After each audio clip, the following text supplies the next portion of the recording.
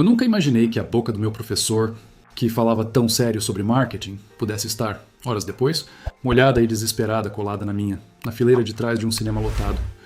E se você quer mais histórias reais como essa, que me fizeram questionar a minha vida inteira, vira membro do canal. Você vai ter acesso a conteúdos exclusivos e me ajuda a continuar trazendo esses relatos verdadeiros para vocês. A primeira vez que meus olhos cruzaram com os dele de um jeito diferente não foi na sala de aula. Foi na portaria do curso de extensão que eu estava fazendo, aquele de Inbound Marketing, em um sábado de manhã. Meu nome é Matheus, eu tenho 24 anos e meu namorado, o Robson, era o cara mais incrível do mundo. Pelo menos era o que eu pensava antes do Clóvis aparecer. Clóvis, meu professor, tinha 40 e poucos, uma barba milimetricamente aparada e o tipo de olhar que parecia enxergar lá dentro da sua alma. Era casado, aliança grossa no dedo, e falava com a segurança de quem construiu uma vida perfeita. E eu, com a minha vida perfeitinha com o Robson, não tinha o direito de ficar babando por ele. Mas a atração não é um contrato que você assina, né? Ela simplesmente acontece como uma falha no sistema. Nas aulas eu forçava a barra nas perguntas só para ouvir a voz dele mais de perto.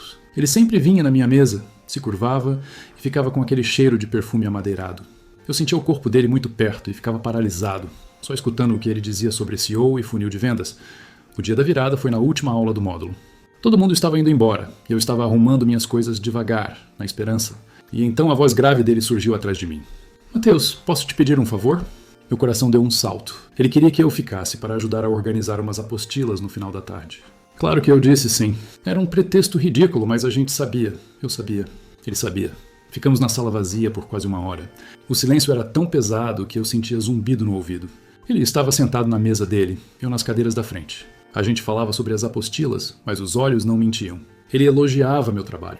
Dizia que eu tinha um potencial que ele não via em ninguém e, enquanto falava, ele passou a mão na nuca e depois ajeitou a gola da camisa, como se estivesse com calor.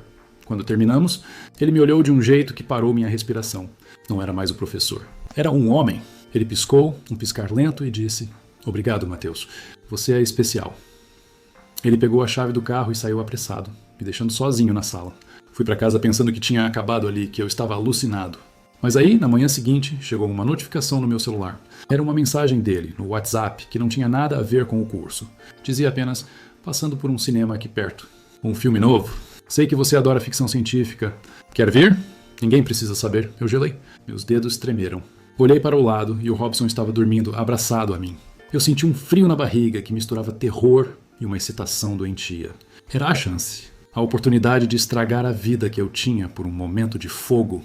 Eu travei, mas o meu corpo já tinha decidido. Eu respondi rápido, antes que a razão voltasse. "Qual sessão?" Cheguei no shopping 20 minutos antes da sessão, sentindo que ia ter um ataque do coração a qualquer momento. Eu estava parecendo um garoto no primeiro encontro, mas não era um encontro. Era uma emboscada emocional. Eu vestia a mesma camisa de sempre, mas ela parecia feita de chumbo, pesada de segredo. Olhei a tela de horários, ajeitei o cabelo e tentei me acalmar. O Robson, meu namorado, achava que eu estava na casa do meu irmão ajudando com a mudança. Eu estava, na verdade, à beira de uma queda livre. O Clóvis me mandou uma mensagem avisando que já estava na entrada, perto da bilheteria eletrônica. Caminhei naquela direção com as pernas bambas. Ele estava lá, de jeans e uma camiseta que realçava os ombros largos, parecendo mais jovem e bem menos professor. A aliança dele brilhava e aquilo me deu um nó no estômago. Aquela aliança era a prova do erro que eu estava prestes a cometer. Ele me viu e abriu um sorriso que me desmontou. Era um sorriso relaxado, cúmplice. "Matheus, que bom que você veio." A voz era baixa, diferente daquela de sala de aula. Pegamos os ingressos e ele fez questão de comprar a pipoca mais ridícula e o refrigerante maior, como se estivéssemos em um date de adolescentes. Entramos na sala. Era uma sessão de meio de semana, vazia. Só tinha um casal na fileira de baixo. E a gente? O Clóvis nos guiou para o canto, na fileira de cima, a mais escura. Sentamos lado a lado. A tela acendeu e o filme, um daqueles de efeitos especiais, começou. Eu mal conseguia prestar atenção. A proximidade dele já era um ruído ensurdecedor. A virada veio sem aviso, no meio de uma cena de explosão na tela. Ele esticou a mão no braço da poltrona, como quem vai apoiar o peso do corpo, mas o movimento foi calculado. Ele deixou a ponta dos dedos tocar meu antebraço. Foi um toque leve, mas eu senti um choque elétrico. Eu congelei. Olhei para a mão dele, depois para o rosto. Ele estava olhando para a tela, totalmente concentrado na explosão, ou pelo menos parecia estar.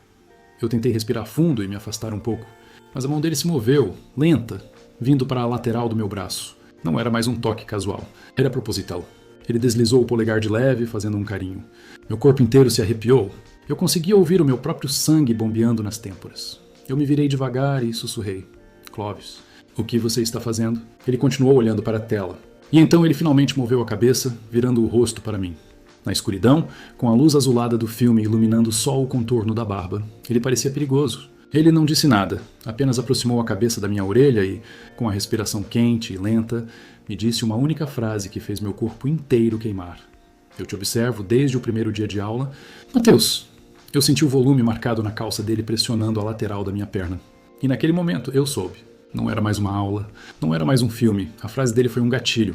Meu corpo reagiu antes que meu cérebro pudesse processar o perigo ou a culpa. O cheiro de pipoca e refrigerante se misturou com a urgência do desejo. Eu fechei os olhos por um segundo, me rendendo ao calor daquele cinema vazio. Ele não estava mais olhando para a tela. Ele estava me encarando na escuridão com uma intensidade que quase me fez gritar. Minha mão involuntariamente se moveu. Eu toquei a coxa dele. E o que aconteceu em seguida foi como um incêndio. Ele se virou de vez para mim, ignorando completamente o filme, e a mão dele veio direto para o meu pescoço. Não para apertar, mas para me guiar. Foi um beijo molhado e desesperado. Naquele momento, só existia a textura da barba dele raspando no meu rosto, e a língua dele exigindo passagem. A gente não conseguia parar. Eram beijos roubados, cheios de anos de tensão não dita. Eu sentia que estava caindo e não tinha chão.